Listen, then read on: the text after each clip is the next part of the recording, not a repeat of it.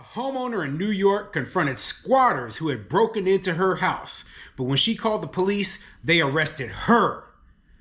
I'm Tony, and this is Real Estate Investing and Landlord News. All right, so I have quite the article for you today, and it's going over an issue that I have covered a few times in the last week, and that's squatters, okay? These professional scammer tenants who are just taking advantage of, any empty home they can find and then claiming that, oh, I'm a tenant. This is my landlord. Here's my lease, and it's a fake piece of paper that they wrote up on, or printed off from the internet. And now the homeowner or the landlord has to go through the entire civil eviction process to remove these people. Now, the reason I keep bringing this up is because it's a nightmare scenario for landlords. It happens to so many of us, and not just in, far left anti-landlord states like New York, but also in places like Florida. Now, Florida, the politicians there, they did the right thing, and they passed a law recently that says that, hey, a landlord can go in there, easily prove that they own the property, that these people are fake tenants, and then the police can arrest and remove those people and charge them with crimes. That is exactly what I want to see happening everywhere, right? But on the other far extreme is a place like New York. New York is an anti-landlord state. They don't believe in property rights there, and they take these fake scammers' word for it. So when you call the police, right, and they show that fake lease, guess what? You're the one who gets in trouble if you're the property owner, because you're trying to do an illegal eviction. That's what they claim, right? And so that's what this landlord or this property owner ended up happening to her, okay? She ended up being arrested because these tenants have more rights than she does to her own property in a place like New York. Okay, there's a reason why I tell people, especially if you're a small mom and pop landlord, don't invest in New York. Yes, there is magnificent appreciation. And people have mentioned that in the comments so many times. They're like, hey, we made so much money. Like, yes, and maybe you did, okay? But right now, because you are, having your property rights just being constantly attacked by the politicians, I just don't think it's worth the stress. I don't think it's worth the stress. I think there are so many places where you can get the equal levels of appreciation, equal levels of, rental income, etc., and not have to deal with that nonsense. So, it's just my personal belief that, hey, you are going to face just harder times as time passes. Things are going to get worse, and there's no reason to sit there and just take it, okay? There, you can go elsewhere. You can go elsewhere. You don't have to be in New York. But anyway, this story, this is the nightmare scenario that I'm always talking about with scammers, where basically you end up having to go through the civil eviction process, and you're in a state where they have so many strong tenant protections. They'll give the tenants free lawyers that the tenant could end up staying in a property for months, years maybe, who knows, okay? I remember a long time ago, I'd read a story about a person who had been able to stay in a property on Long Island for almost 20 years without paying anything. And that's insane. It's absolutely insane. So before I get into the article, go ahead, hit the like, subscribe button, maybe leave a comment down below. Let me know what you think. So whose method do you prefer for dealing with squatters? Do you prefer the Florida method, where the landlord or the property owner is able to call the police and have the people immediately removed? Or do you prefer the New York method, where the property owner, if they go into that property, they are committing trespassing against the scammers, and they can be arrested? Then, if the landlord wants that person out of the property, they have to go through a months or year-long, process where they lose tens of thousands, if not hundreds of thousands of dollars in order to get that tenant up out of there. Which one do you think is better? I'm just curious. Put your comments in the comment section down below. Let's get into it. This article is coming from the New York Post, and it says, fed up homeowner arrested after tense standoff with squatters stealing a $1 million house she inherited from parents. Now, part of this situation is actually caused by the fact that this lady, she's not a landlord. She doesn't know the landlord-tenant laws in the state. She inherited this property from her parents, right?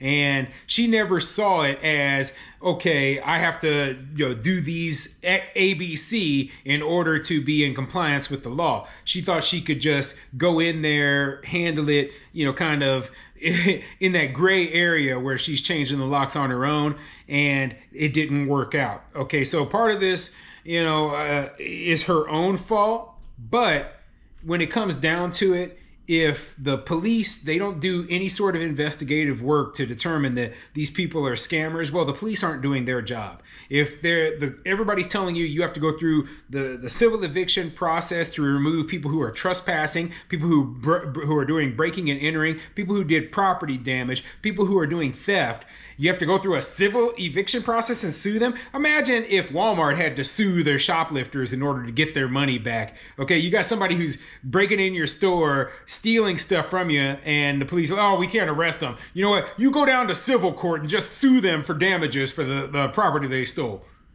Nobody in their right mind thinks that's a good idea, yet that's what they expect landlords to go through. So anyway, let's get into this article and see what it says.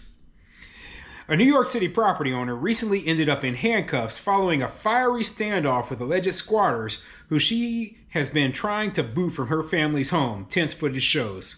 Adele Andeloro, 47, was nabbed after changing the locks last month on the $1 million home in Flushing, Queens, that she says she inherited from her parents when they died, ABC Eyewitness News reported.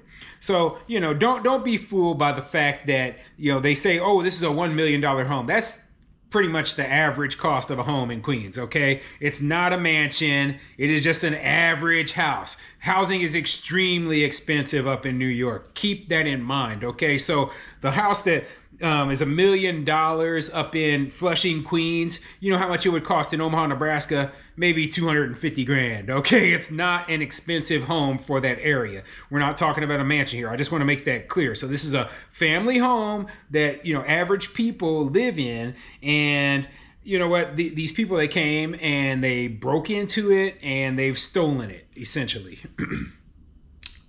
It's enraging, the homeowner said of the squatter saga. It's not fair that I, as the homeowner, have to be going through this. And Deloro claims the ordeal erupted when she started the process of trying to sell the home last month, but realized squatters had moved in and brazenly replaced the entire front door and locks. She said she got fed up and went to her family home on 160th Street with the local TV outlet in tow on February 29th and called a locksmith to change the locks for her. A heated, caught-on-camera spat with the people occupying the house quickly unfolded. The police were eventually called and escorted 2 people off the property. In New York City, a person can claim squatters' rights after just 30 days of living at a property. And I feel for this lady. You inherited this home from your parents. Your parents passed away, and you know what? It is hard to be able to check on this property constantly to make sure that nothing is happening to it. So, the best course of action would be to have somebody actually, somebody you can trust to stay up in there temporarily, of course, until you're able to get the property sold. That way, that there aren't going to be, these sort of shady scammers moving in and trying to take control of the property from you. And you know what, it is a bad situation to be placed in, but hopefully if you are able to go through the eviction process, you'll be able to get these people up out of there. So, I'm not sure what the correct solution would be, because these scammers, they look for, obituaries. They want to know where people have died recently, because they know that, okay, those people aren't coming back. And, while the probate, while they try to figure all that stuff out, it could be weeks or months before anybody even realizes we're up in here. And by then, we'll have all the rights of a tenant, and then they'll have to go through the eviction process. So these people are professionals. They're professional scammers. I just did a video on these professional type tenants, and this is exactly what I'm talking about, okay? So yeah, this is a very bad situation to be placed in, especially in New York City. Under the law, it is illegal for the homeowner to change the locks, turn off the utilities, or remove the belongings of the tenants from the property. By the time someone does their investigation, their work, and their job, it will be over 30 days, and this man will still be in my home, Andaloro said.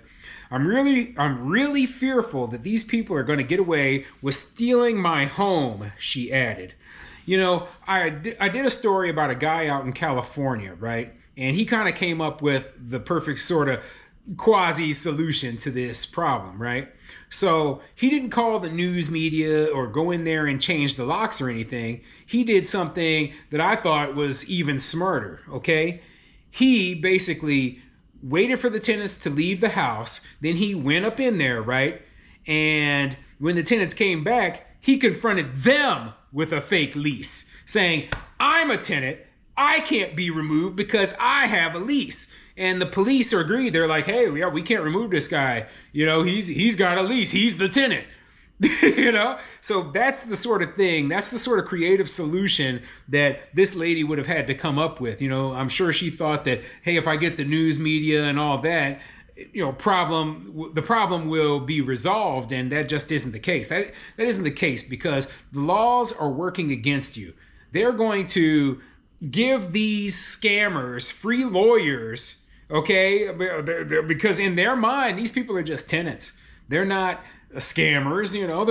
Scammers don't exist in the world of these ridiculous, stupid anti-landlord laws, okay? They don't think that a tenant is ever in the wrong. Well, guess what? This is reality, and you have to play the game dirty just like they would. So I agree with that guy out in California who had his own fake lease and couldn't be evicted from his own property, because you know what, if that's what it takes, so be it. So anyway, I'll put a link to the article in the description down below. Let me know what you think of this whole situation. This is absolutely nuts. You know, all the stuff I've been reading about squatters and scammers, and you know, I've noticed that a lot of the bigger YouTube channels are covering these same stories that I've been covering for years now, right? And it goes to show you that, hey, this landlord business, right? It really does impact more people than just us. It really impacts basically all homeowners.